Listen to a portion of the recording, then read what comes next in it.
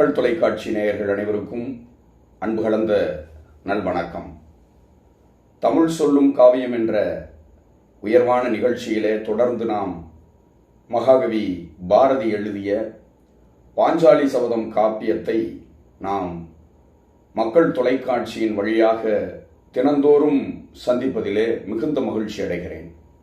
துரியோதனனும் சகுனியும் சேர்ந்து கொண்டு திருதராஷ்டிரனை குழப்புகிற விதமாக, பஞ்சபாண்டவர்கள் மேல் பழிபாவத்தை சுமத்துகிற விதமாக, எப்படியும் பஞ்சபாண்டவர்களினுடைய செல்வத்தை கொள்ளை கொள்ள வேண்டும் என்ற தீராத தாகத்துடன் துரியோதனன் தன்னுடைய மாமாவின் துணையை வைத்துக்கொண்டு, மாமனின் துணையை வைத்துக்கொண்டு தன்னுடைய தந்தையை குழப்பிக் கொண்டிருந்த சூழ்நிலையில் திருதராஷ்டிரன் தன்னுடைய மைந்தனுக்கு பல்வேறு அறிவுரைகளை கூறிக்கொண்டிருந்தான்.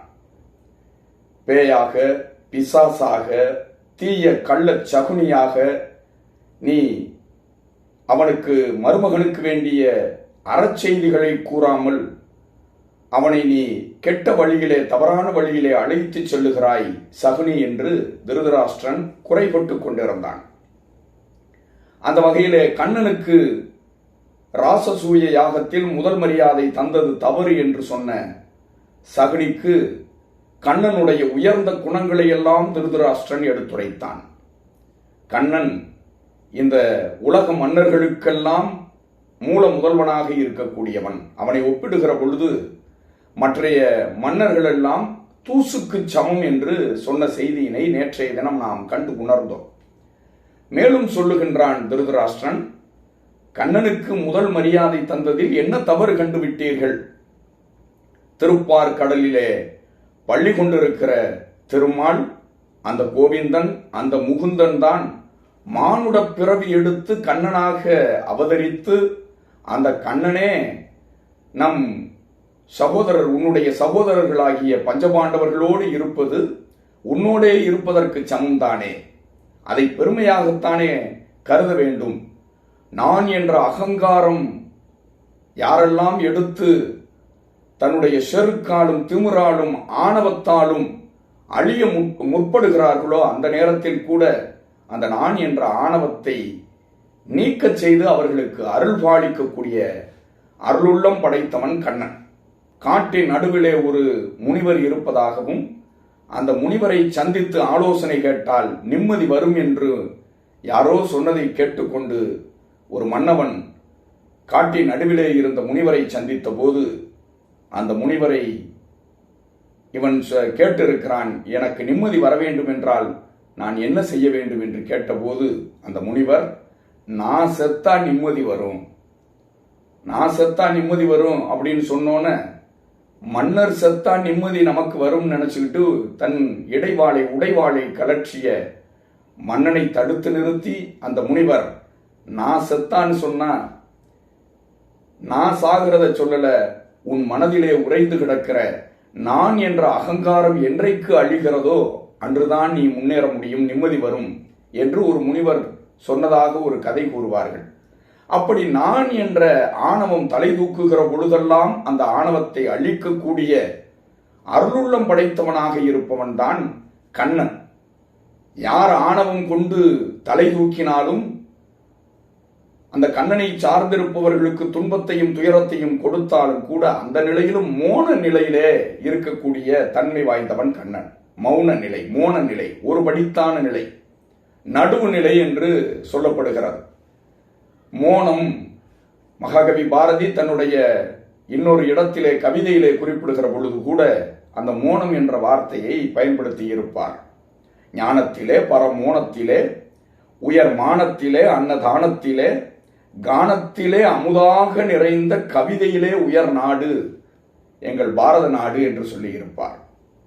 ஆக அந்த நான் எனும் முனைப்பு வருகிற பொழுது கூட அந்த நான் என்ற ஆணவத்தை, அகங்காரத்தை, செருக்கினை அழுத்தி அருள் உள்ளம் பெருக்கிடச் செய்பவன் கண்ணன். அந்த கண்ணனையா நீங்கள் தவறு சொல்கிறீர்கள் என்று சகுனியை பார்த்து திருதராஷ்டிரன் சொல்லுகின்றான்.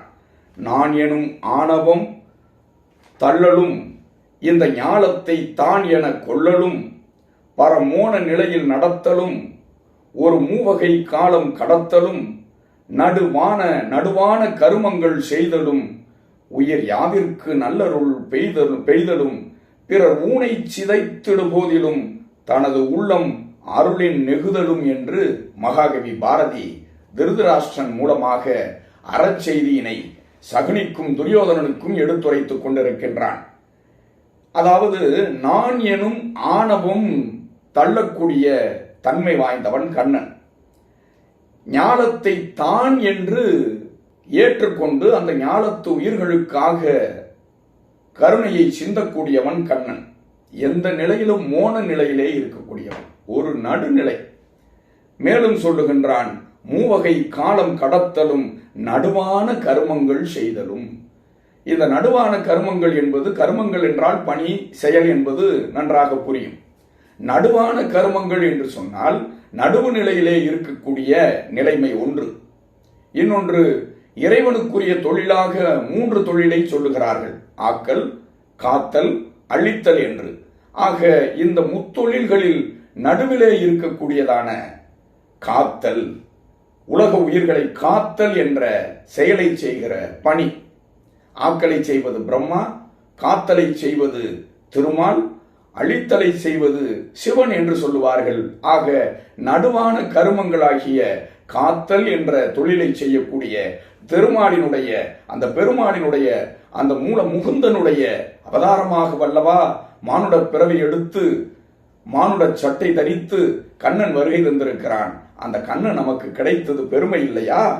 பிறர் ஊனை சிதைத்திடு போதிலும், பிறர் தன்னுடைய உடம்பை ஊனை சிதைக்கின்ற பொழுதில் கூட கோபப்படாமல் அவர்களுக்கு அருள் உள்ளம் சுரக்கிற அந்த ஆன்மீக பேருள்ளம், அது யாருக்கு வாய்த்திடும்? தன்னை துன்புறுத்திய நேரத்தில் கூட அன்பு செலுத்திய இயேசுகிறான்.